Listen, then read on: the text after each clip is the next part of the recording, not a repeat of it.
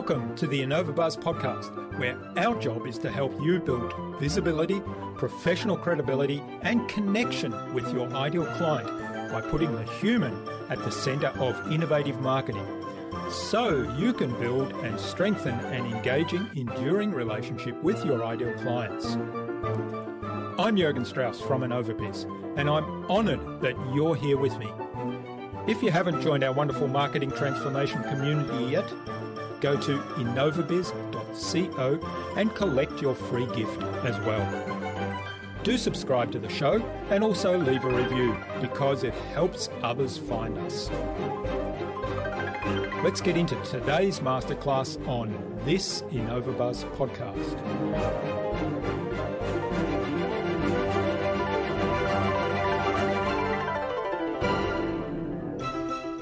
The one thing that you'll never be able to compete with some big companies, Fortune 100 companies, 50 companies, is budget, right? But the great thing about them is they always go wide, and nobody can ever go as deep as you do. Nobody can ever go one level deeper with your customers like you can. And so I challenge everybody to understand that at the other side of everything you do is a human being. And if your mission every day isn't to be one step faster or one step better, but instead to go one step deeper with your customers, I can basically henge my hat and say I can guarantee your success, because there's no way to lose that game.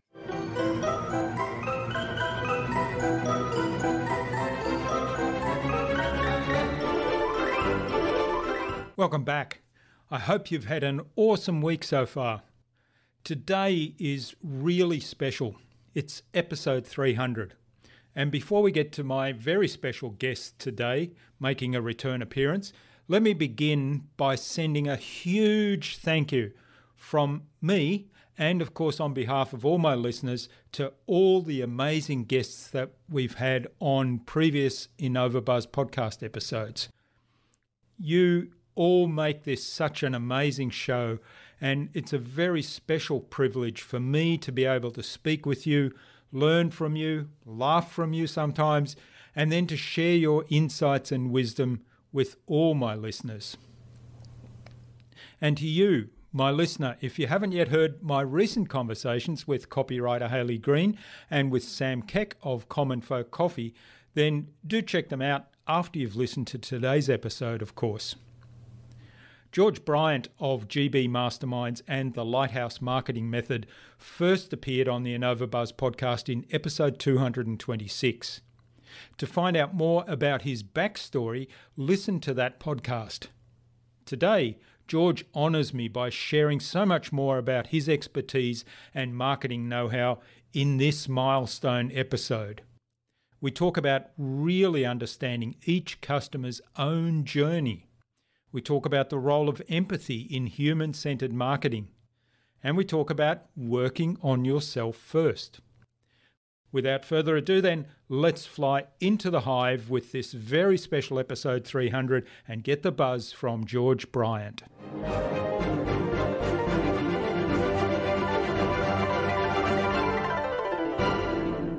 Hi, I'm your host Jürgen Strauss from InnovaBuzz, and I'm really excited today because this is episode 300 of the InnovaBuzz podcast, and I wanted to celebrate with something special. And the something special I have today is a return visit from George Bryant, who's the Chief Heart Marketing Officer of George Bryant Masterminds. Welcome back to the InnovaBuzz podcast, George. I'm really honored that you're sharing this milestone with me. I'm stoked to be here. Episode 300. That's a whole lot of podcasts, man. Congratulations. Yeah, thank you. Now, you were previously on episode 226 of the InnovaBuzz podcast, and you can find out more about George's background there and his philosophy of human-centered marketing. George is committed to help you ethically scale your business by showing you that relationships beat algorithms.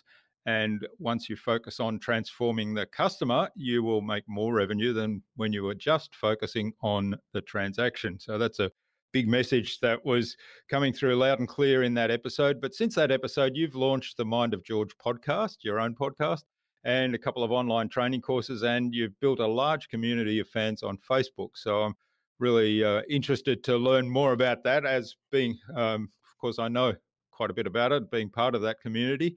But what prompted that change? Yeah, I love it. And great question. A lot of the times, the last couple of years of my life, I've spent a lot of times behind the scenes, like really, building some massive companies and using the skills and the tools that I've developed over the last, 12 to 14 years of doing this. And honestly, actually everything I say is honest, so I'll just be really direct about it. It doesn't feel good to help people get bigger jets or give themselves bigger bonuses while not supporting the people that are doing the work. And so it's not very fulfilling for me to, go into Fortune 50 or Fortune 100 companies and teach them all this stuff. So, the board gets bigger bonuses. And so my passion is with entrepreneurs. My passion is with business owners, small business owners. And I consider that anyone up to 100 million. But really, I think every entrepreneur should have access to basic digital marketing skills or marketing skills, just like everybody should have access to basic water and healthcare. And I think that should be a requirement. And so I looked at my wife, I looked at my team, and I said, "Are we going to do this?" And they're like, "Well, if we do it, we're doing it all the way because that's the only way that this works with you." And I said, "Yep, so we're going to do it." And so we decided to kind of pull the curtain back and make a commitment that we're going to support people any which way we can every day. We post free content every day, like actual, not like, oh, here's an idea. Like, no, here's a full concept. This is how you do it, why you should do it, where you should do it, why it works. And we really believe in the power of community and value. And the best way for me to do that is to be out there. And then, we started on Facebook, went to a Facebook group, posted 2 free videos a day. And pretty quickly, I realized this had legs because people were screaming for the ability to succeed. And I don't think somebody should have to pay 10 grand to see if your idea works or to buy a product that might sell or might not sell. And so we started giving it all away for free. And then one thing led to another. And someone's like, we really need a podcast. Like, we need something to listen to every day. And I've been on over 1,000 of them. And I was like, I bet you we could figure this out. So we started, doing the podcast and things like that. And really, I've spent a lot of time. I mean, I've helped probably close to 100,000 entrepreneurs in the last like 6 years with their businesses, and so I'm on phone calls a lot and asking questions where people need support. And I realized that now is a better time than ever. Going into 2020 and supporting people. And so we got on some calls, started asking questions, and basically said, "We'll create whatever you need." And we have a lot of experience here between my team and I, and so we basically made that our mission, and we've been doing that ever since. And so it went from behind the scenes as Batman to you either have to be in the mastermind or hire me one-on-one to like let's help and serve the world of entrepreneurship and really give people a chance to build or scale an ethical company that helps them achieve all of their goals and dreams. And that's kind of where it came from. Yeah, I love it. And I love the way you went about it. Like, I think there were 3 videos that I saw and this was an email marketing course. You did sort of 3 videos in Facebook Live, and they were all, like you say, it was kind of pulling the curtain back. The total content, there was over an hour on each video, really explaining the whole idea of how to do email marketing well. And of course, it was all around supporting your philosophy of human focused marketing, not the transactional stuff.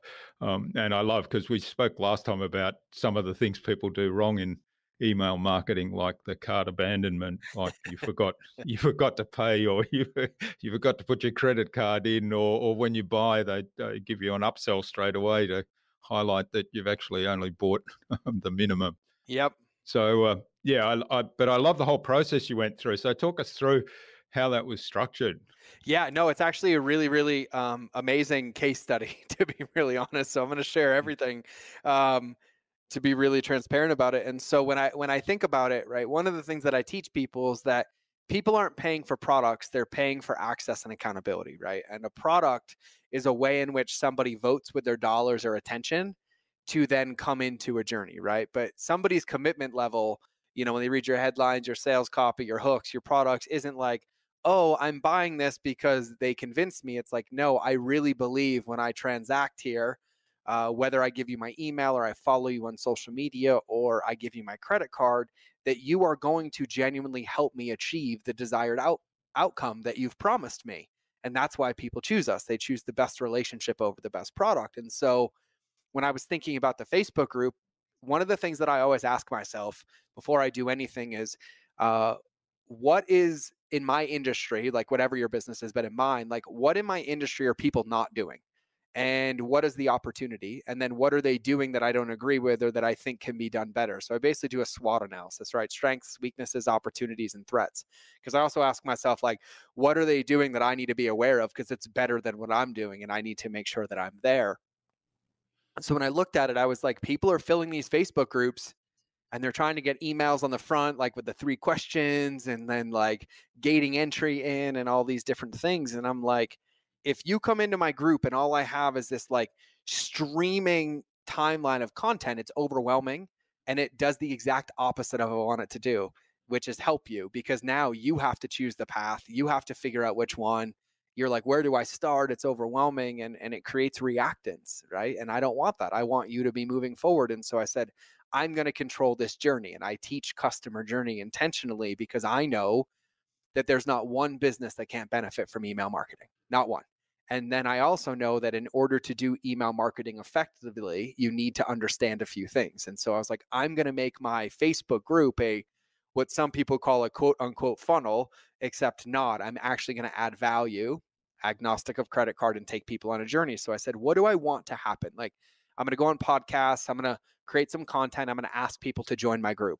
What is the end state is joining my group and coming in these trainings? And so I was like, what is the hook or the headline that I can support people with on social, teaching them content, and then their call to action is coming to the group. So I was teaching them publicly what the mistakes people made with email marketing was. And everyone's like, oh, I'm like, and now that you've understand that mistake, here's what I want you to do. And when you want to take it to the next level, come join my Facebook group. And then the second you get into my Facebook group, we welcome you with a welcome video. And I say, welcome to the group. This isn't a, you get to consume what you want or don't be here. Like, my job is to help you. And so if you're not ready to help yourself, leave the group. If you're ready to help yourself, I've put these 3 videos together for you that you have 30 days to go over.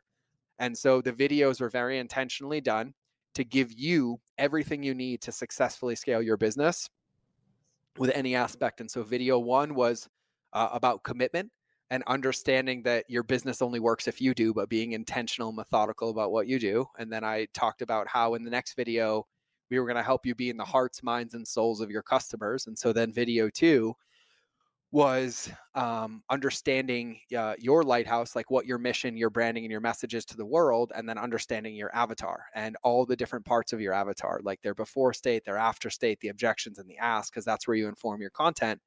And then the third video is around customer journey and understanding what's happening for your customers while I have you in one, so that now foundationally, everybody in that 2 hours of content at whatever pace is directed has everything they need to succeed with their social media marketing, their email marketing, their ads, because we're empathized with the consumer. We know the benefits of our product. We know what journeys they need to be taken on, what objections come in. And so then I said, hey, now that you've done this, I put together a 5-hour video training for you and no strings attached. And it was a monster on everything with email. And so in order to get on that call, you just had to have done the work, because that work is what makes you successful. And so my thought process is, how can I eliminate failure? Like, how can I eliminate the ability for this not to work? I want 100% success rate with my name. And I want, when you see a piece of content and you trust me, that I've done everything in my power to set you up to win. And that's kind of how I looked at the group. And so the journey was consume content, then come into our group, come into the group. We're here to support you. Here's your video 1. Here's your video 2. Here's your video 3. And we even asked people to do the work. And my team and I gave them feedback like, hey, tweak this, try this differently. And then led into, I said, this is everything you need. If you want more, we do have an email marketing course, and it's the best of the best in the world. And that's kind of how we put it together, was based on everybody's feedback. But, really the lesson is, like, when you think about customer journeys, our job isn't to know where our customers are today and tomorrow. It's to know where they are now and where we want them to be 12 months from now, 24 months from now, and 36 months from now. And that's a business, right? Like, a launch isn't a business. It's just a hobby and a liability, in my opinion, right? And so knowing that, like, I'm like, okay, people are going to see my content. I need to have a home for them. I don't really feel like doing email marketing right now. And I don't want to be on Instagram, and I don't want to be on TikTok. Where can I be? I'm like, I'll be in a Facebook group. And so when I send people there, I want to make sure that when you come in, you have everything you need to succeed, which is a clear path, which is what people are coming to our businesses for. They're coming for our leadership. They're coming for the accountability to achieve the goal that we promised them. And so my goal is to help everybody make digital marketing easy and business easy, because when you understand the game, it is just that. It's a game, and you know what play and what levers to pull. And so that's kind of how we did the Facebook group. So we don't collect your email when you come into the group. We ask you 3 questions, just like everybody else. How'd you find us? Do you follow the rules? And then I do a welcome video personally for everybody once a week. I'm like, this is the group. These are the rules of the group. We'd love to have you. If you're ready to do the work, stay. If not, come back later and we'll still be here to support you. And then I send them directly to video 1 and they kind of start their journey. And it's no different than like a lead magnet, right? Like giving away a video course and then designing an email journey, or, giving away an ebook and designing the email journey. I just chose to do it on Facebook as a medium instead of email, knowing that that's where a lot of my potential customers were. So that's kind of how that whole process came to be. Mm-hmm. Yeah, I love the whole kind of story, because you start with the end in mind. You look at the gap. What's the gap? What's the transformation I'm going to lead the customer on? You teach the customer journey, and you actually practice the customer journey in that little process, and then it's an ongoing journey there. I mean, for me, we've got our transformational marketing map, and when I spoke to you first and learnt all about the Lighthouse, which I want to talk about in a moment, the Lighthouse method, and then the various different customer journeys I thought, that just fills in the gaps here. I sort of always wondered about, there's a few little bits of disconnect here that I was just never really able to put my finger on, and here all of a sudden, this just clicks now. Mm-hmm. So yeah, the Lighthouse method. Tell us a little bit about the Lighthouse method. How did that? Well, first of all, I'm curious, because I know about it, but I'm curious, how did you come up with the metaphor? Yeah. What prompted the metaphor? Yeah, it's great. And for everybody listening to this, when you come into my world, you're going to see a lot of lighthouses. And so here's exactly where the metaphor came from. So 2 years ago, I had, culminated about, 20 years of personal development work on healing. And I had some really tremendous breakthroughs. I basically, cured my PTSD, my nightmares went away, all of these things. And I really started leaning into work on myself, like understanding Stoicism and some Buddhism and, philosophy, and like really creating a life that I love. And in that, I decided to write a personal mission statement for my life. And my personal mission statement was to, and still is, to stand with structure in the face of resistance to create possibility. And that's how I sum up who I want to be on this planet. And so we're sitting here designing our mastermind 2 years ago. And I'm like, what do I name it? My wife's like, stop overcomplicating this. Name it your name. Like, this is easy. It's yours. Like, it's you. And I'm like, okay, cool. And then we were coming up with like the tagline. And, I say, I empower entrepreneurs to ethically scale. Another thing I used to say is, finding your unapologetically authentic self.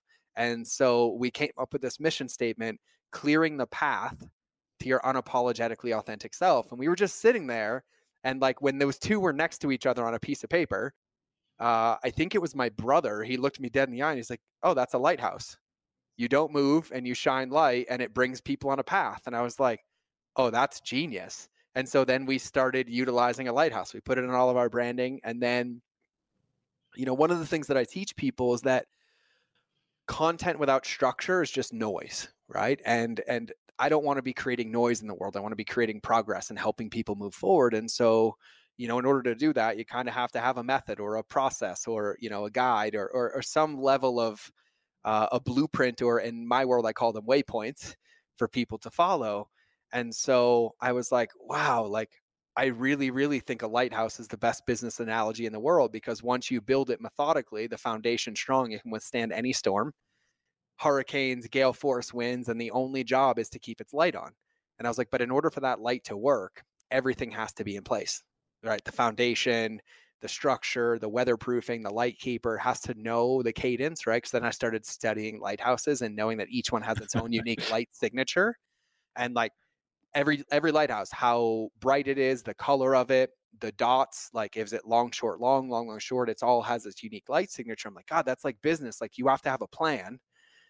And then as soon as you decide on that plan and you turn that light on, you can never turn it off. And that really is a good way to describe business. So I started using the analogy everywhere. And then I started looking at the last 3 to 4 years of consulting. And I've built $2 billion companies. I've taken over 300 companies into 7, 8, 9, 10 figure range. And I started going back through every page of notes, and 20 pages of notes times 300. And we went through everything. We summarized it, ran them through word clouds, figured out exactly what I taught over and over and over again. And then I was like, how can I make this a process? And so I took Simon Bowen's genius model, and I started plugging in, and it was born, and I call it the Lighthouse method. And it's literally a 9-step process to make business or digital marketing easy.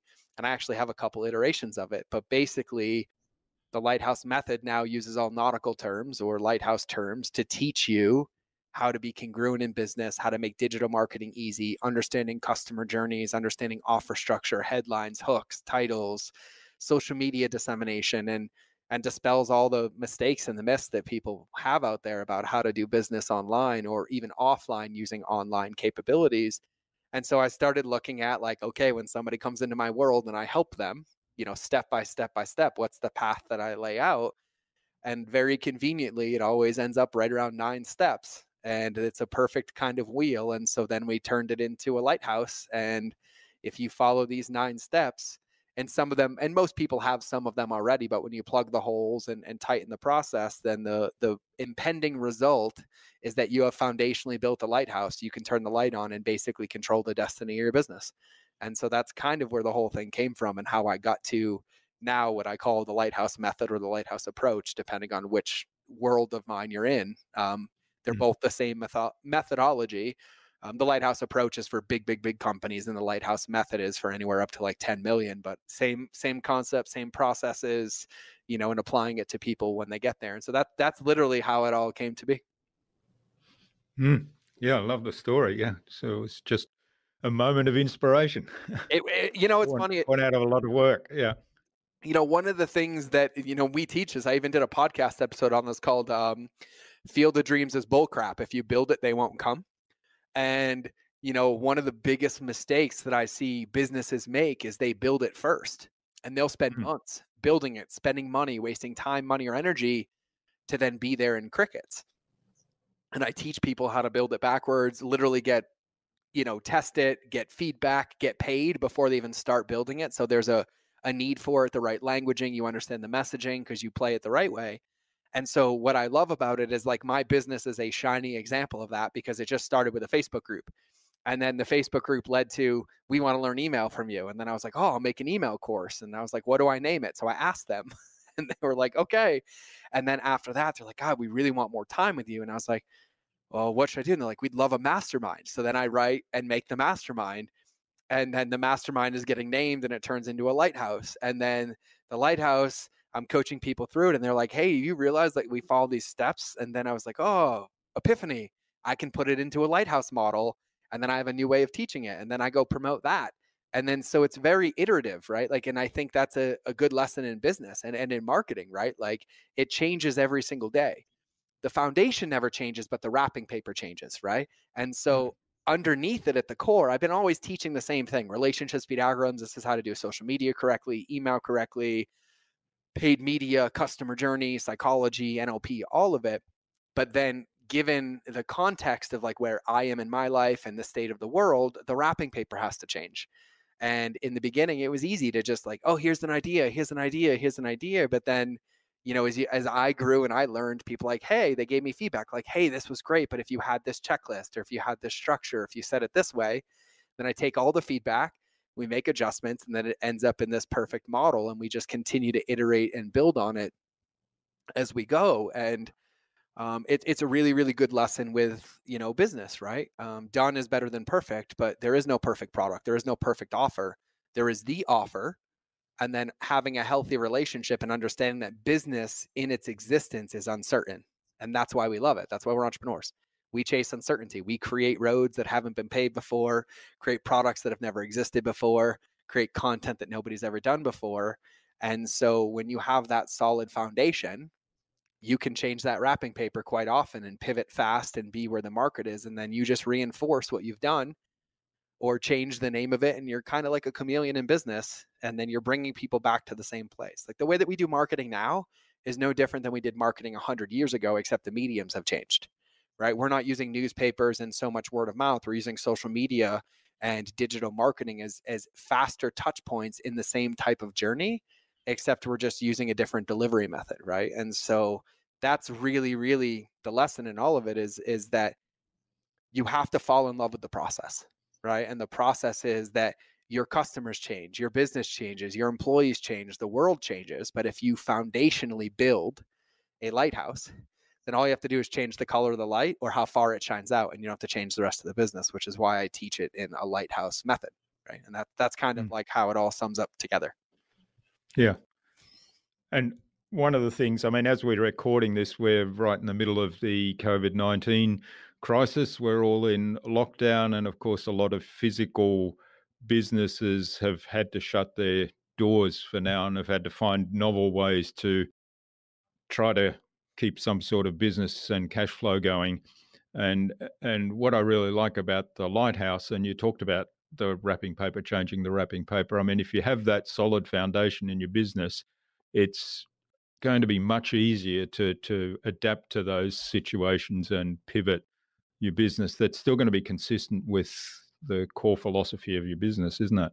Yeah, and what I tell people is that, like, no matter what business you do, and the nautical themes are going to get a little punny on purpose, and there's a lot of them.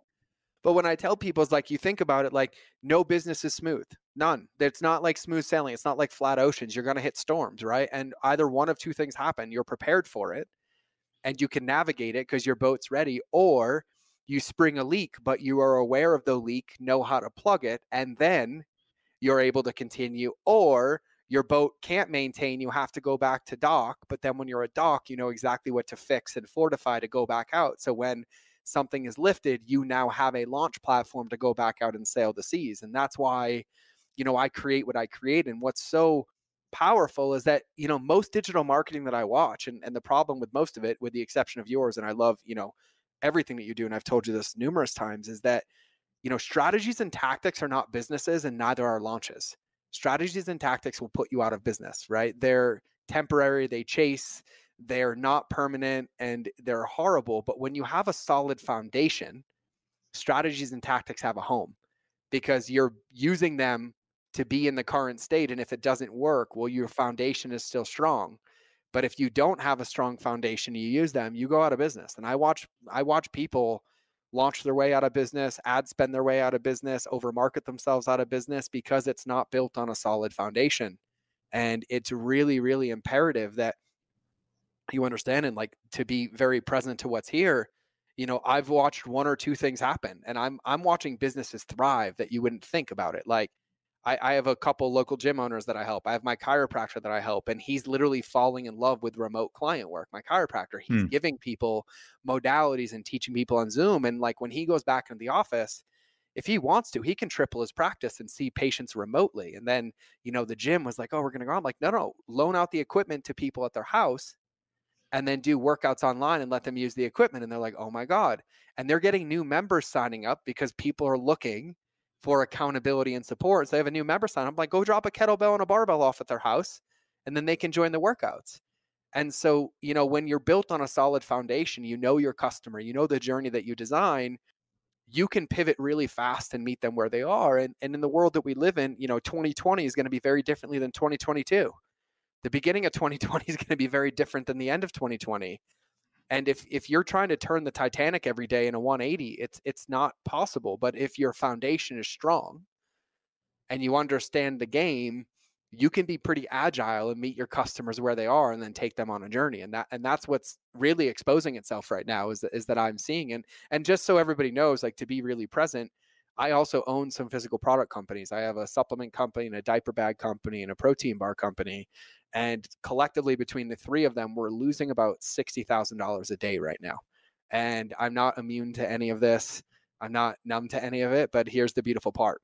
The diaper bag company, I'm like, yeah, nobody has a need right now. Everybody's home. They're not traveling. And I said, but 8 months from now, we're going to sell a lot of diaper bags from quarantine time because there's going to be a whole lot of more kids coming out. And then with the supplement company, everyone's like, what are you going to do? Are you going to lay off employees? I'm like, no, this is the long game.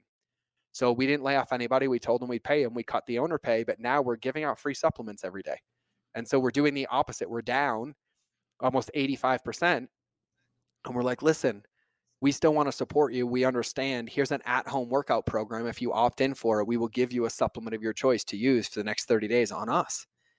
And so, we pivot fast because I know if they're at home right now and they start working out and we support them with a habit, and then they take this product and they use it for 30 days, they're going to have a new normal and a new established norm and a relationship with a company that they're going to be a lifetime customer of ours, right? And so when you understand the game, you can pivot really, really fast. And it almost seems counterintuitive, but the results are mind-blowing. We're acquiring more customers than we ever have because everybody's telling their friends, hey, I'm doing this at-home workout. They're giving me this free supplement. Like, come join me, come join me, come join me, come join me. And we're able to do that because we're on a solid foundation. We know our customer journey. It's not predicated on being on Amazon or being on Shopify or running an ad. It's predicated on people and us delivering them the vehicle, or the vessel as we call it, to get from their before state over that gap that you talked about to their after state. And we just changed what it looked like really quickly. Like, we pivoted in about 3 hours. We went from doing multiple high 5 figures a day to 4 figures overnight. Like, what are we going to do? And we're like, let's give away supplements. And we're like, okay, let's do it. And so it's a really prevalent topic, and it's something to be aware of. But yeah, I love that kind of came up. But yeah. Well, there's a couple of philosophies there that I really like and admire. And the first one is, you're in it for the long game, and you're doing some things strategically that support that relationship thing. And it is all about the relationship, but it's also about doing the right thing and by your customers and by your employees. So a lot of companies I'm seeing in the current situation are kind of just bottom line focused. Okay, we're going to cut back. We're going to retrench employees to cut costs, and they don't really do much in terms of supporting the employees. Even if that is a difficult decision, they don't do a lot to support them. And then, of course, later on down the track, those employees looking for a job, are they likely to come back to the same company? Not if they have a choice. No, and and the same is true of customers. Yeah. Oh, for sure. Oh, you nailed it, Jurgen. You nailed it. It's the two things: the business side, the employee side. The best reference I can ever give you is a Simon Sinek book called The Infinite Game, and The Infinite Game. Simon Sinek talks about the company Victorinox. They make Swiss Army knives, and on September 10th of 2001, the Swiss Army knife accounted for 80+% of their revenue. Then September 11th happened, and you weren't allowed to fly with pocket knives or Swiss Army knives on airplanes anymore. In one day, their entire business was out the drain. And most people would be like, oh my God, we need to lay off people. Their CEO says, no, we don't measure in months or quarters. We measure in decades, because that's what we're building. They gave their engineers a raise. They didn't furlough anybody. They built up enough cash reserves because they knew the game. They completely shifted. They basically 25x the company, and now Swiss Army knives only account for like 11% of their revenue. They have watches, clothing, knives, boots, shoes. And it was because they knew what game they were playing. And The Infinite Game is an amazing read for any business owner, any entrepreneur, any marketer, because it really gets you kind of grounded on the game that we're playing and the choices that we make and the fallout of those choices. And then, from the customer side of it, you absolutely nailed it. Right now, and this isn't any time, like, people don't buy the best product, they buy the best relationship. And, in times of crisis or times of uncertainty, most people's true colors come out. Company culture comes out, internal culture comes out, company marketing comes out, their needs come out, right? And, to be present to the times, it's really easy for me to tell the health of a company based on what's going on in the world, because pretty quickly when all this hit the fan, the first week, I probably got more sales emails than I'd ever seen in my life. And I was like, oh, that's interesting. Yeah. I was like, things are scary on the inside of that business, right? And then there's other businesses like, we're not going to sell you anything. We're here to support you. And I was like, oh, good culture, good company, good customer journey. They know their game. They know what they're doing. And the one analogy that I'll never forget is the analogy of like when you nail a nail, like when you hit a nail into a fence, you can pull the nail out, but the hole is still there. And that's how I think about congruency in my business and my company culture when my team and I are talking about how we support our customers or our students or my mastermind members. It's like, we have to be impeccable. Our job is to lead. And our job is to create a safe space for people to take their journey, whether that's their entrepreneurial journey, their personal journey, scale their business, build their business, whatever the case is. But what you've nailed is that, when you think about your own company, culture has to be at the forefront of it. Relationships have to be at the forefront of it. The relationship with yourself, then with your team, then with your customers, because it has to be a unified message that goes out into the world, which also happens to be why I use a lighthouse as the analogy. And you do your why, your what, and your how to know what you're shining out. Because, it may take 50 to 100 touch points to move a customer towards our business or towards our product. And it only takes one to push them out to sea and have them never come back. And that's the most important part to remember. It can take years to build a relationship and takes one day to lose it. And when we think about this in everything we do in a marketing, whether it's retail marketing, in-person marketing, or any sort of business, is that really what we're doing is we're giving content or shining light out into the world so that people can establish a relationship with us. And we're doing it across the board. And the goal is to move them closer and closer and closer to our lighthouse. But the moment that you're incongruent, you don't know what you're saying, you react to the market, you don't lead people, you push those boats back out to sea and they never come back again. And that's not a good thing. It creates an anti-marketing machine for your business. It literally almost puts you out of business, right? 86% of marketing is word of mouth. People talk about bad experiences way more than they talk about good ones, right? And so all of this really, really, really matters. And so, I love it. And I really didn't realize the level of punniness in my brain when it comes to nautical themes and lighthouses until I started answering these questions. I've been doing a lot of nautical research in the last couple of years. So yeah, it's good. Well, it's fascinating. I mean, with this current situation, I was fascinated. There were two things I noticed. First of all, I started getting all these sales emails from people I hadn't heard from for ages, and lists that I didn't even know that I was subscribed to, trying to sell me something. And I thought, well, exactly what you say.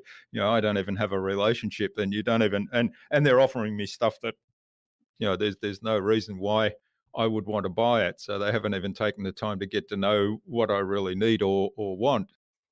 And the second one I saw, which I thought was fascinating, was, here's my advice to deal with the current situation. Here's how you're going to get through this. Mm-hmm. And, in that sort of style. And I thought to myself, well, I mean, I'm getting on in years, and I've never experienced anything like this. And if I look at my knowledge of history, I don't think anybody that's alive has experienced anything like this. I mean, the Spanish flu way back in the early 1900s was probably the closest, and I'm not sure that there are many people alive that lived through that. So there's all these people giving advice how to get through this situation, but none of us have actually experienced it. So we're kind of making it up as we go, and very few people are actually talking about the fundamentals. Yep. Which is where, coming back to the Lighthouse method, I think that's a really good fundamental to keep in mind, and looking at customer relationships and how to take care of customers, how to take care of the people in your company, the employees and the providers to your company as well. Yeah, I think one of the easiest things to remember as a reminder, and I say this often, like I think a lot of the times it's really easy in the game of business to forget that on the other side of everything we create is a human being, right? It's a mom, a dad, a sister, a brother, our spouse, our family members, right? And it's like, my first question to people, I'm like, would you be okay with your spouse or significant other going through your business? And they're like, no. I'm like, great, I'm not okay with it either. Right? Like, I don't want mine going through it. Right. And that's really what it is that really people have to remember that everything we do in our life is predicated on a relationship. Everything. What coffee shop we go to, who cuts our hair, what spouse we're in, what kind of car we drive, where we go to dinner. It's all predicated on a relationship with a server or a business owner or a car company or a person. Like, every single thing is predicated on a relationship, and it's the one thing that's always free. You don't have to pay to be in a relationship. You don't have to pay to deliver value. You don't have to pay to create a two-way relationship. It is the best and cheapest business foundational principle that will guarantee the success of your business when done with intention, just like you would do it with a family. And I do this every day. Like, I'm recording content right now, and I wrote an outline this morning, and I was like, okay, would I teach this to my son if I was teaching him how to do this from scratch? And I had to look at myself and say no. And I'm like, it's missing some things. And I'm like, great, if I Mm. wouldn't teach it to my son, why would I teach it to people who trust me?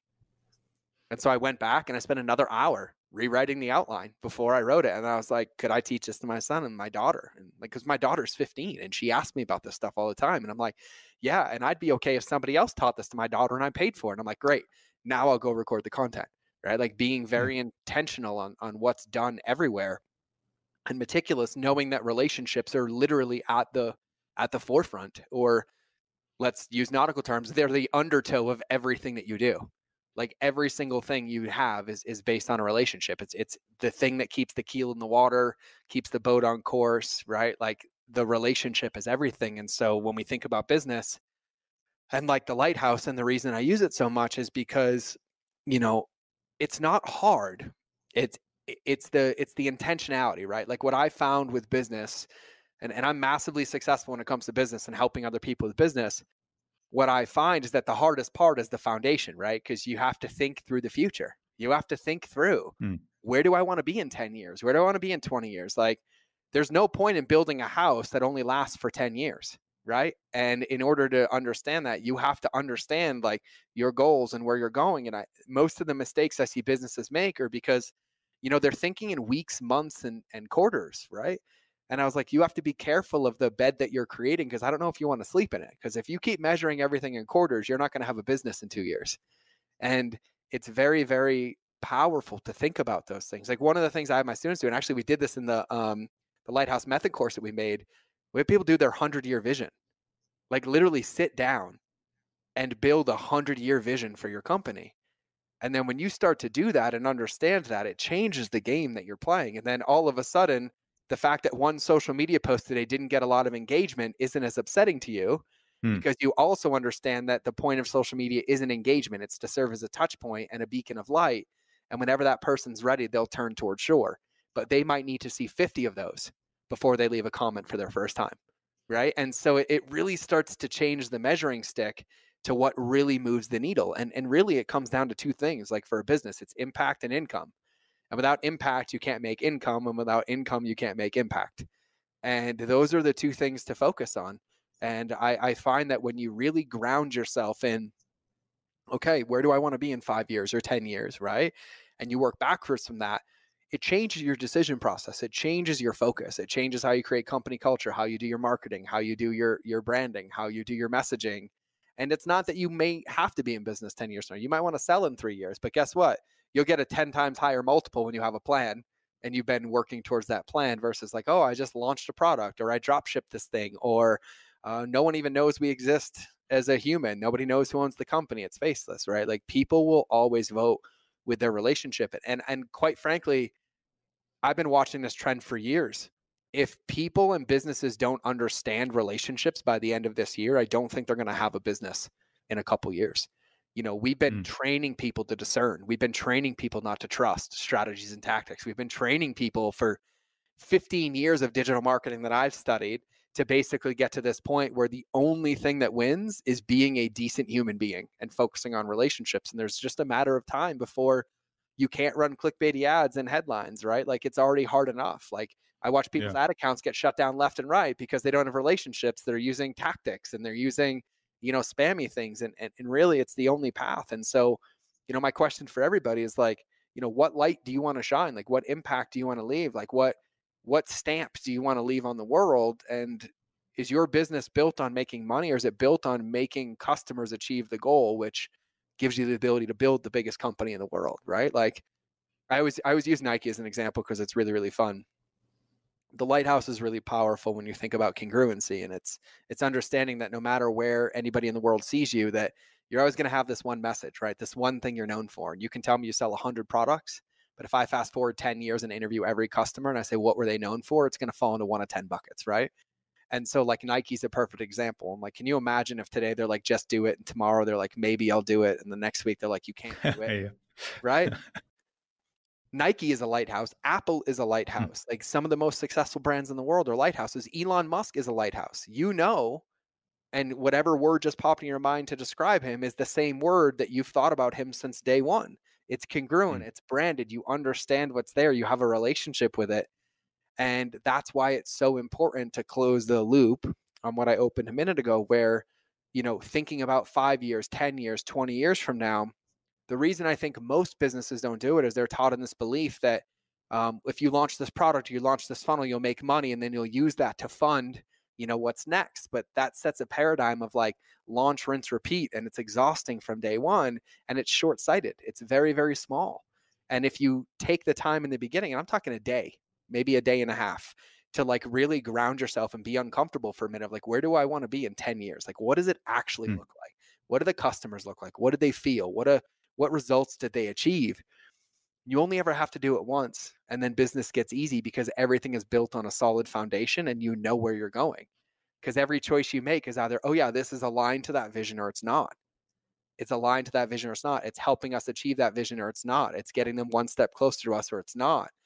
But the mistake is that that work isn't done in the beginning.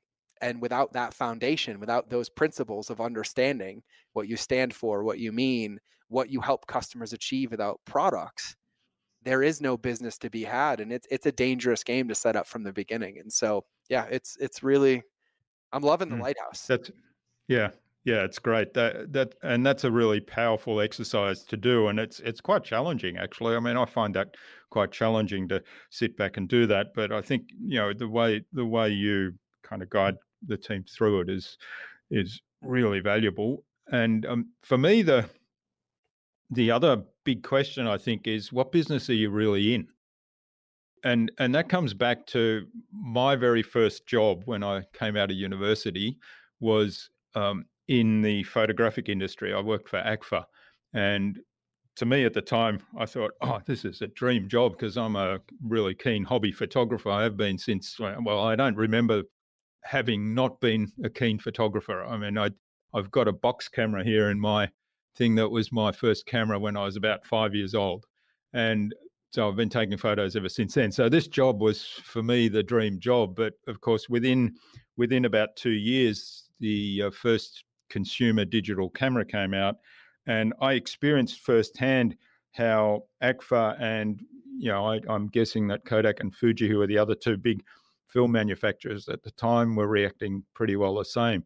The first reaction was, oh my God, this is a disaster. Our whole business is going to collapse. And what do we do? And so ACFA was frantically scrambling around. In fact, I was on the task force to get one of these cameras, put it through its paces, and we wrote a report that said, well, it's not really much chop right now, but the concept has been proven, and it actually, if this could work, if this could produce quality photos, it would be a hell of a lot more convenient way for people to capture their memories, which is kind of what business the photography companies were actually in. But they thought they were in the business of providing film and paper to photographers. And we said at the time that it was probably 20 years until it kind of became mainstream. We were wrong. It was 10 years. And our company, ACFA at the time, didn't read past the bit that said, it's not much chop right now, and made the decision, we'll just keep manufacturing better films and better papers. And of course, we know what happened to ACFA, we know what happened to Kodak. Fuji's kind of reinvented themselves, but they certainly were pretty close to going bankrupt as well. Yeah, And for me, sorry. I that story is in a book I read, and the Kodak story, like, yeah. is a shining example because they literally went from the king to out of business, basically. Hmm. It's mind blowing. But like, please, I just wanted to validate what you're saying, because like you like lived through it, and I was young. That's And right. Yeah. I read about it, but it really what you nailed, and I want to drive what you just said home, is like, what business are you really in, and understanding that, right? Like, business, a product isn't a business. It's a Hmm. it's a tool, right? It's a path, it's a bridge. But on the other side of that product is the afterstate that consumers are going after, right? Nobody buys a camera because they want to stare at the camera on their desk, like, oh, I own a camera. No, they want to use the camera as a tool to create a memory or capture an image or something beautiful. And Jürgen, you nailed it. It's so powerful. It's such a good question to ask. What business am I really in? So I just wanted Hmm. to acknowledge you for that. That's awesome. Yeah. Well, you touched on the transformation there, and I think that kind of plays into that whole thing. So talk to us a little bit, because you use the word transformation. We use the word transformation in our marketing as Yep. well. And I think it comes back to that very question, isn't it? So talk to us a little bit about how you approach the transformation and the customers before and after state.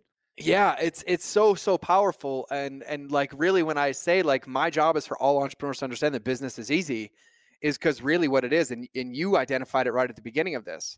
All of our customers, potential customers, are in their before state, right? We call this their starting location, and that's not where they want to go. Like we're obsessed with the how-to culture. We look for tips and secrets and strategies and hacks and things like that because we want to constantly improve ourselves. And so we understand the after state, but then we also understand that there's a whole subset of billions of people that haven't bridged that gap yet.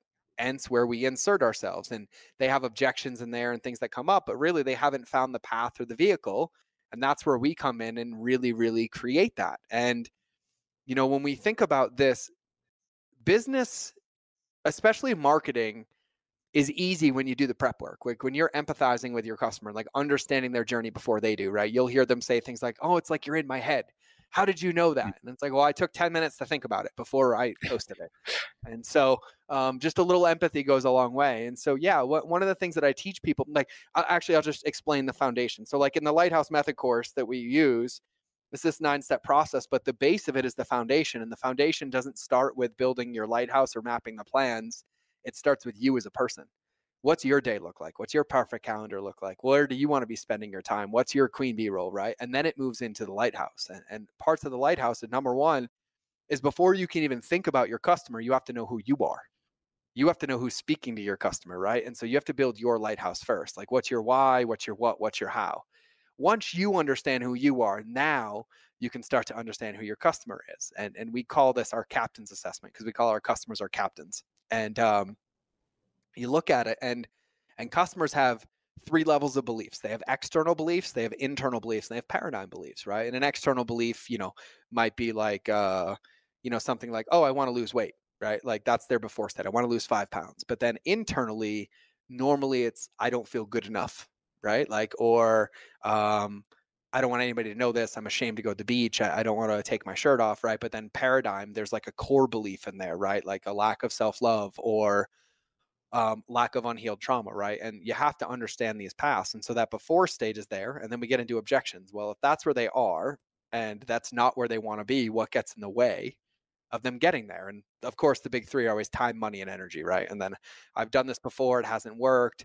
I've heard them all, like the fitness industry, I'm big boned, I'm destined to be like this. My parents were obese, like things like that, right? Those are all the objections. But then on the other side of that is the after state. Like, where do they want to be?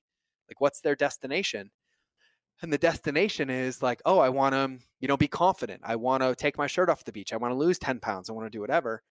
And our job as marketers and business owners is to build the vehicle that gets them from that before state to that after state while avoiding the traps that they call objections. And I call that, the launch belief for the vehicle that we teach people. But in order for you to create that, you have to know who you are, right? Because notice how in there, not once did I say, "By buying this product" or "by doing this thing." It's like, no, we just have to understand where they want to go. And we have to do that agnostic of product, because you don't have a business if the only way that somebody can achieve their goals if they pay you. That's not a business. That's a transaction, right? The business is helping people get there at their different levels and allowing them to escalate up, right? It's like Apple being like, "You can only be an Apple person if you buy every product." No. You can have an iPhone, you can have an iPod, you can have an iPad, you can have AirPods, and they have entry points all across the board. Now, of course, that's where they meet you and they escalate you up. They want you in the culture, right? But you don't even need any of that to be an Apple user. You can use iTunes or Apple Music. You can use things for free that allow you in there. And so they solve for that. And so what Apple's doing is bridging the gap from your before state to your after state. And that's really where it starts to happen, is that once you understand your customer or potential customer and the journey that you want them to take, well, your entire job is basically done because you know the languaging that they use, right? I teach what I call the spyglass method. And I call it in the course, I call it the ethical pirate, right? It's where 90% of your work is done for you. By doing the right user research and the right content research and competitor research, you basically map the entire journey and then you insert yourself as the expert. And then all your social posts, everyone's like, where do I get copy from? I'm like, from that captain's assessment. Like, what do you mean? I'm like, what words did they use to describe their before state? And they're like, oh, I'm like, well, there's your headline.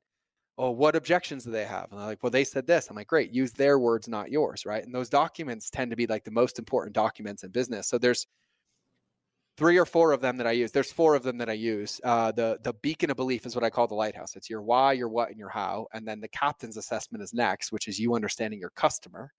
Then once you understand your customer, I teach you the 4 types of customer journeys that they can take. And that's important to understand because there's really only 4 things that people can do when they come into your world online or even in person.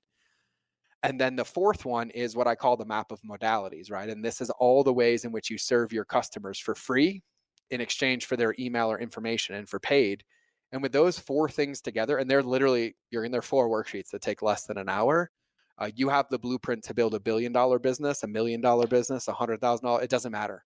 It's basically like the cheat codes to Nintendo. Because those 4 pieces alone are just like grab and drop and you move them. And then when you put some structure to them, that's kind of where everything skyrockets. And it's most of the most neglected work. Like when these Fortune 50 companies call me, and I mean, these people are doing $30 billion a year.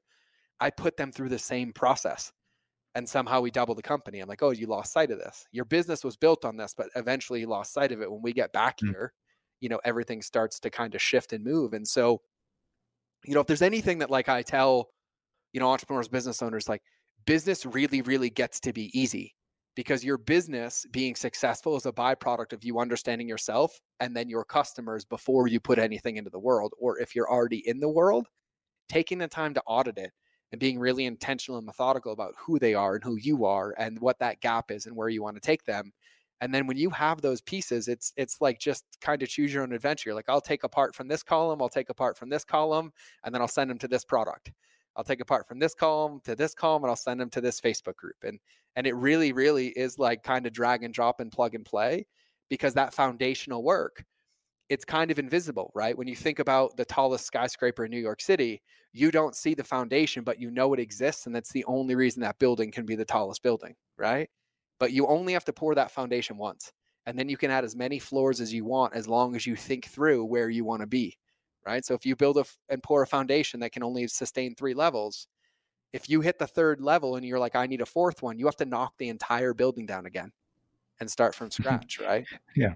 Yeah. And so it's really, really, it's really, really powerful stuff because, and what you nailed, and you said this earlier, but it ties to this, is like, none of us have lived through something like this before. Now, principality based, we lived through things like I did war game trainings. Like I was on 3 combat deployments. We talked about things like this and stuff like that. But in the current situation, no one has really navigated this. And so really all you're fallbacking into is principles, right? Like principles of what's underneath everything, which is really the secret to any success. Is principles, not strategies, not tactics, not shortcuts, like foundational principles that we're intentional and meticulous with that allow us to do this. And so it's a very, very important concept. And, for business owners, the foundation in your business is the difference between you being here a year from now, 5 years from now, 10 years from now, 20 years from now.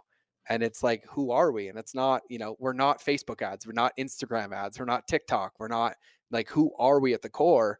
And once you know who you are, you know who your customer is. And notice that customers will always find you when they know who you are, right? You don't have to convince them. You don't have to be on 28 platforms at a time, right? Like I'm pretty sure we could close every Apple store in the world and then surprisingly open one in the Midwest that nobody's ever been to. And within a week, they'd be completely sold out of product because everybody would tell everybody where it is, right? Like they'll go find it. And it's because it's based on a relationship.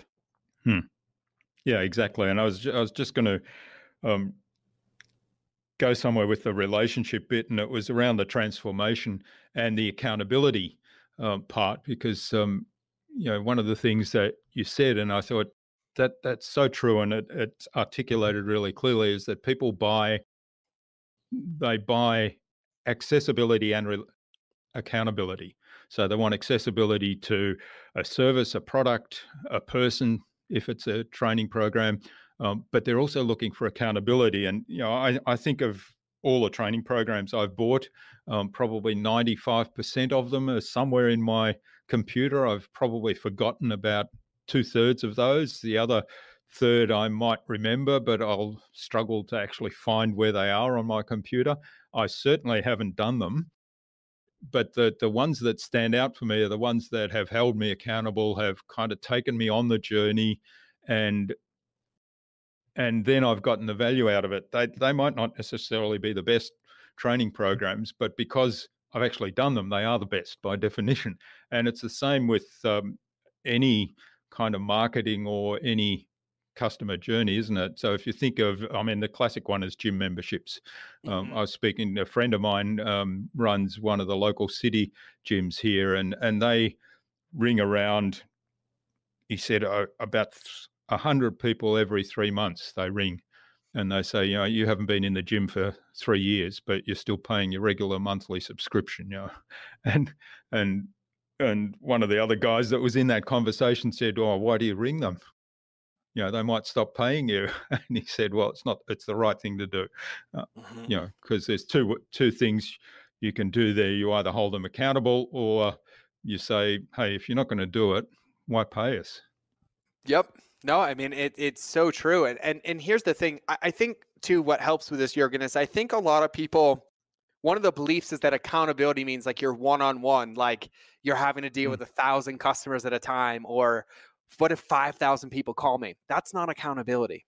Accountability is just creating a container and allowing people to be in that journey, right? It's intentionality, right? It's a plan. And so, accountability isn't like, oh, they're going to call me all the time. It's like, oh, I have a product. If I sell that product, my job and my due diligence that I have to do is to ensure that I lay out a path so that they can achieve the result in that product. And so if you sell a supplement and they're first-time users, and it takes 30 days to see the results, you should probably have 30 emails set up focused on helping them achieve that goal. Here's a smoothie to use. Here's a recipe to cook with it. Here's the best time to take it. Don't make this mistake. Oh, add 2 scoops into your coffee. And if you do that over 30 days, you go from having a customer for 2 billing cycles to 26 billing cycles because they've actually achieved the result and doing it. But accountability isn't like, I have to call them, they have to have my phone number. Accountability is taking what you know, being very intentional on the path. Like our job as business owners is to lead people. That's what we're doing. We're leading people from where they are to where they want to go. And if you rely on the laurels or the merits of them doing it themselves, you're going to put yourself out of business. We're not buying a product, and I buy a lot of products, and I very intentionally buy them to hold me accountable because I know, left to my own vices, I'll be like, nope, not doing it. I don't want to go. But then I look at like the supplement that's sitting on my desk from my own company, and I pay for my own supplements, kind of like Meta and Inception like, because if I pay for it, I value it differently than them just sending me a box. And so I look at it, I'm like, I have to take it. I have to take it. And I get my same emails that I write to hold me accountable to taking that product, right? And so with accountability, it's being intentional, knowing like, if somebody comes in and you're like, I'm going to help you lose 10 pounds in 30 days. Well, your job isn't to give them a PDF and a supplement and check in with them once. No, like your job is to do everything in your power to make sure that they can achieve that goal in 30 days. So what's that 30-day journey look like, or that 7-day journey, or that 4-day journey, right? Because customer journeys only do one of two things, or they can only go one of two ways. It's either duration or direction, right? And so if you promise a time frame, well, you do it. If you're teaching somebody a process, well, that's a direction, but you have to be intentional. If not, it creates back doors, and those back doors leave customers out, right? They buy courses they don't consume. They buy products that go on the shelf. And I've said this to numerous companies, and this is true. My biggest fear is not that I can't get a customer. It's that a customer buys my product and never uses it, right? Because if I don't get a customer, they're not going to go talk bad about me. But if I get a customer, they open the cabinet and I got 3 products sitting in there that they never used, they're going to ask for a refund. They're going to complain. They're going to tell their friends that it doesn't work, even though they never opened the container. But it was my fault that they didn't open the container because I didn't design that journey to take them on that path, right? And so accountability is being intentional and knowing the path that your customers must take before they know it. And that's where the foundational work. I'm just going to keep going back to foundations. That's where the foundational work goes in, because you know what gets in the way. You know the objections that are there, right? And so it's such a powerful thing because, at the end of the day, the money that a business makes isn't from the amount of products that it sells. It's from the amount of results that their customers achieve. And that is directly correlated to the amount of money that a business makes. Yeah, I think that is such a powerful kind of thing when you understand that. And one of the things you said there, I think, is really a valuable little hack too, and that's being your own customer. Sign up for your own email list, sign up for, buy your own products, experience what actually customers will experience. I had this really bad experience where my phone actually died just as we were going into all this lockdown, and I called the support center and they said, "Oh, bring it into the store, we'll take care of you." And I said, "Well, how am I supposed to do that? We're not allowed out, and besides, your store's probably closed because I don't think it's an essential service." And long story short, it was such a painful experience to get to the point where I could actually then send the phone into the service center and get it repaired, such that I said to my wife, I'm never going to buy that phone again. If I have to buy a new phone now, if they can't repair it, I'm certainly not going to buy one of those, because it was such a bad experience. And I thought, well, if they took the time to go through their own system, to go through their own support system, they'd probably say, "Boy, this is really broken. We have to do something about this." Yeah, I mean, I think it's imperative, right? Like, it's like a chef. Like, when I think about a chef, like, you think about a Michelin star chef, there's not one dish that leaves that kitchen before they've tasted it, right? They're owning that experience in every ounce of the being, because they know at the end of the day, all they have is the user experience on the other side. And so I tell people all the time, you have to go through your own experience. You have to go through your own customer journey. Then you have to have those close to you go through your customer journey and give you unbiased feedback. And then you ask some strangers to go through it. And you give them your product, you give them their service in exchange for their feedback. But you're not interested in them telling you how awesome you are. You're interested in them telling them all the holes that they experience, right? Like, where can you improve? What can you make better? How can you do it differently? And it's such a prevalent topic to understand, because that experience is what's going to dictate the results of your customer, which is directly proportionate to the success of your company. And so everybody must go through their process. But there is one important caveat, and we talk about this a lot.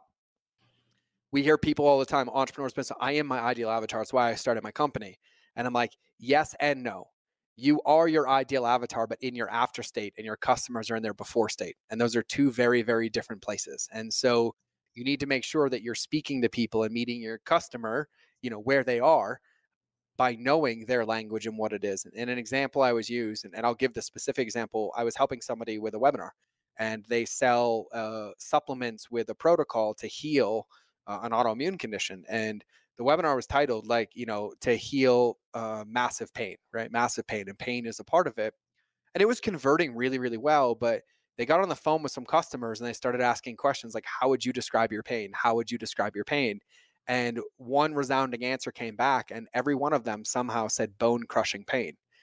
They changed just the title to blank, blank, blank, and stop your bone crushing pain.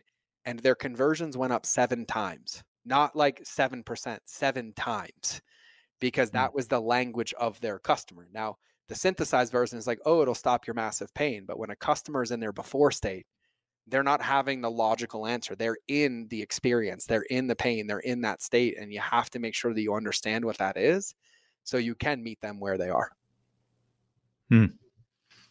Yeah, it's having that emotional connection, isn't it? Mm-hmm. And I mean, we talked about transformation and the before and the after state, but the meeting them where they are is a really important thing, I think, because the customer journey is kind of a continuum, isn't it? There's the before state and the after state, but there's actually a continuum.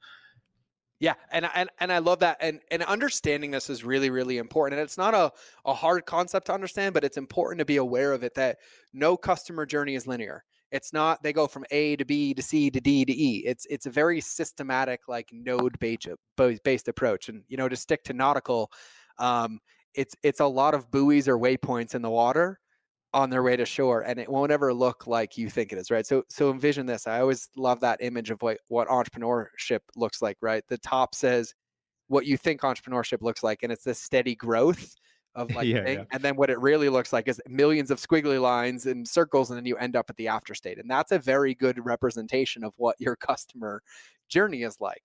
And I'll use an example. Like tonight, you're like, oh, baby, I want to get takeout for dinner. And they're like, all right, what do you want? She's like, I don't know yet. And you open Yelp or you open Uber Eats, right? You'll open it, you'll read reviews, you'll look at the menu. You're not like, hey, I want to get takeout. Yeah, I'm getting this exact dish from this restaurant delivered at this time, right? It's not that linear. And that's how your customers are on the other side of what you do. And so the reason the Lighthouse, when I teach, is so important is because you have to be congruent.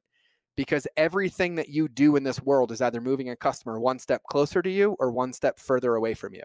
And if it's incongruent and it doesn't make sense, they're going to get away from you and they're never coming back. And so meeting the customer where they are is understanding that at the end of the day, leadership is saying the same thing as many times as required until the last person gets it.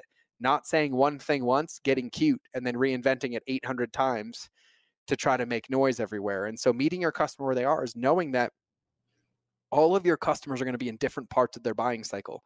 Some of them have already bought products, they're on a gap. Some of them are buying monthly. Some of them have never bought before. And all the content is going to be congruent at the core of what you do, which is what you build in your Lighthouse, which means every single Instagram post, Facebook post, ad, podcast you do is serving as a touch point in that ecosystem to wherever they are.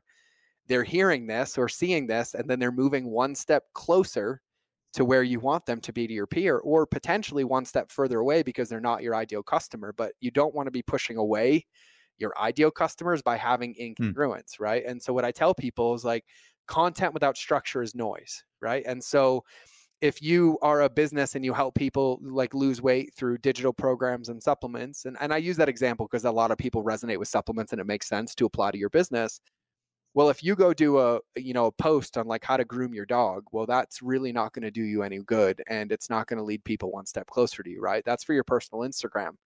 And at the same time, when you go do a post on how to do at-home workouts, you can't measure or gauge it on engagement. It doesn't matter how many likes or comments you get, because that might just be the cycle where somebody's like, do I want to engage with this yet? Or is this another touch point in the journey?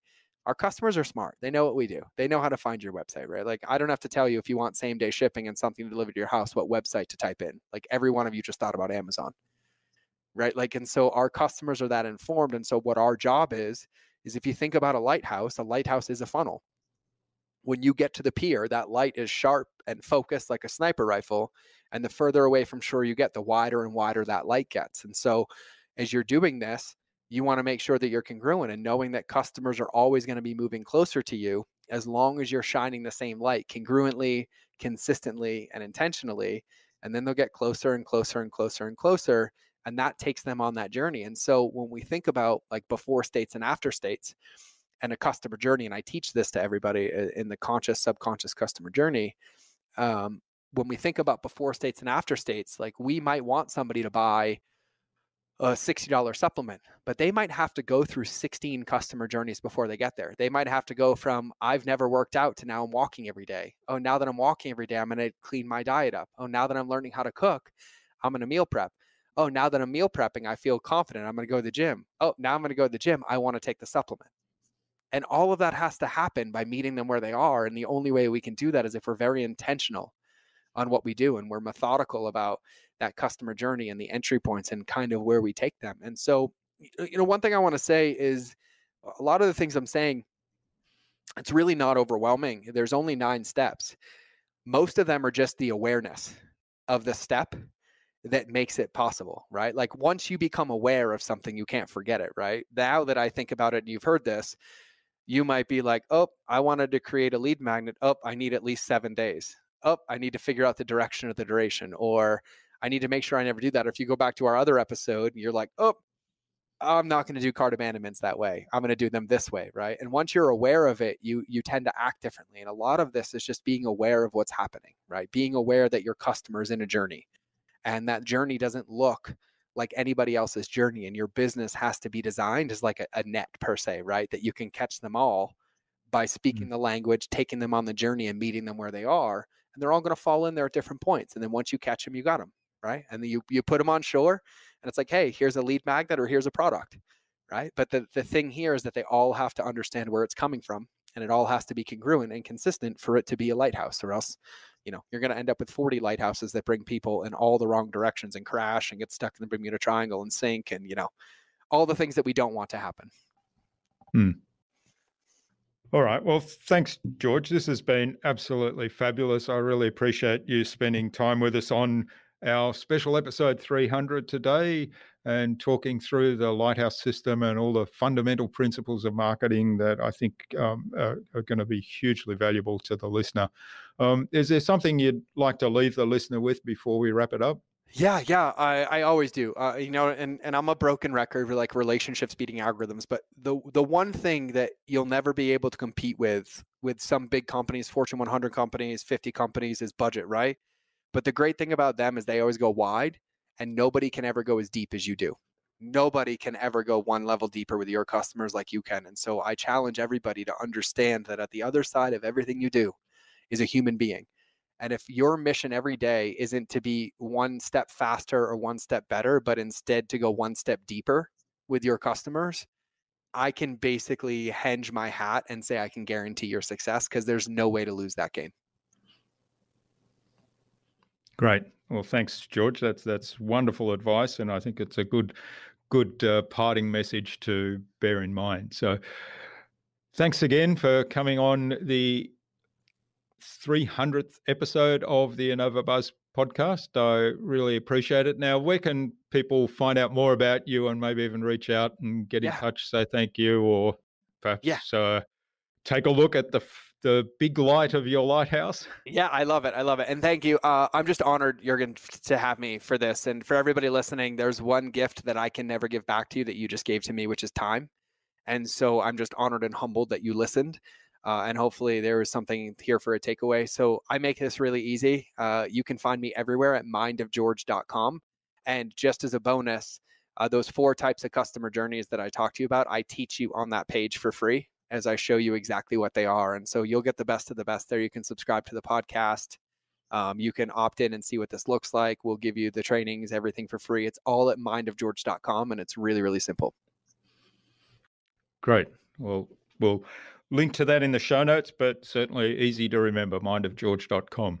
So thanks again, George. I really appreciate you sharing your insights and your wisdom with us so generously today. And as I say, this is the 300th episode, so it's a very special milestone. I wish you all the best, and I know we're going to stay in touch. So I'll talk soon. Thanks, man. Thanks for having me, and best of luck on everything. We'll talk soon. Bye.